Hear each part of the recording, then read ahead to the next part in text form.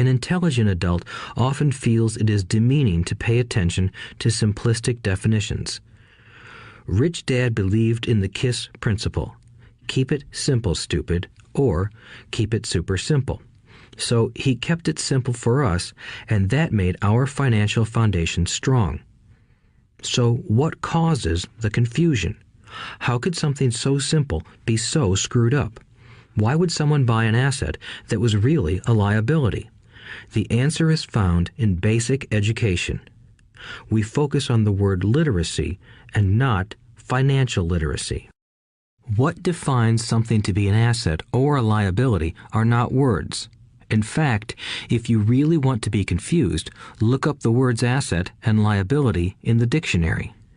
I know the definition may sound good to a trained accountant, but for the average person, it makes no sense. But we adults are often too proud to admit that something does not make sense. To us young boys, Rich Dad said, "What defines an asset are not words, but numbers. And if you can't read the numbers, you can't tell an asset from a hole in the ground." In accounting, Rich Dad would say, it's not the numbers, but what the numbers are telling you. It's just like words. It's not the words, but the story the words are telling you. If you want to be rich, you've got to read and understand numbers. If I heard that once, I heard it 1,000 times from my rich dad. And I also heard the rich acquire assets and the poor and middle class acquire liabilities. Here is how to tell the difference between an asset and a liability. Most accountants and financial professionals do not agree with the definitions, but these simple drawings were the start of strong financial foundations for two young boys. An asset is something that puts money in my pocket. A liability is something that takes money out of my pocket.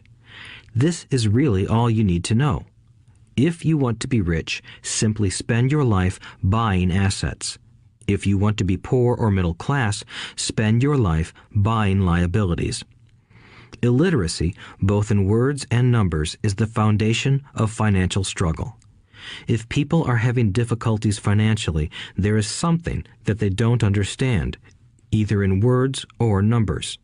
The rich are rich because they are more literate in different areas than people who struggle financially. So if you want to be rich and maintain your wealth, it's important to be financially literate in words as well as numbers. Numbers alone mean little, just as words out of context mean little. It's the story that counts. In financial reporting, reading numbers is looking for the plot, the story of where the cash is flowing. In 80% of most families, the financial story paints a picture of hard work to get ahead. However, this effort is for naught because they spend their lives buying liabilities instead of assets. Everyone has living expenses, the need for food, shelter, and clothing. It is the cash flow that tells the story of how a person handles their money. The reason I started with the story of the richest men in America is to illustrate the flaw in believing that money will solve all problems.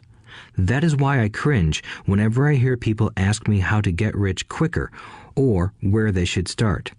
I often hear, "I'm in debt, so I need to make more money." But more money will often not solve the problem. In fact, it may compound the problem. Money often makes obvious our tragic human flaws, putting a spotlight on what we don't know. That is why, all too often, a person who comes into a sudden windfall of cash, let's say an inheritance, a pay raise, or lottery winnings, soon returns to the same financial mess, if not worse than the mess they were in before. Money only accentuates the cash flow pattern running in your head. If your pattern is to spend everything you get, most likely an increase in cash will just result in an increase in spending. Thus the saying, "A fool and his money is one big party." I have said many times that we go to school to gain scholastic and professional skills, both of which are important. We learn to make money with our professional skills. In the 1960s, when I was in high school, If someone did well academically, people assumed this bright student would go on to be a medical doctor because it was the profession with the promise of the greatest financial reward. Today, doctors face financial challenges I wouldn't wish on my worst enemy. Insurance companies taking control of the business, managed healthcare, government intervention, and malpractice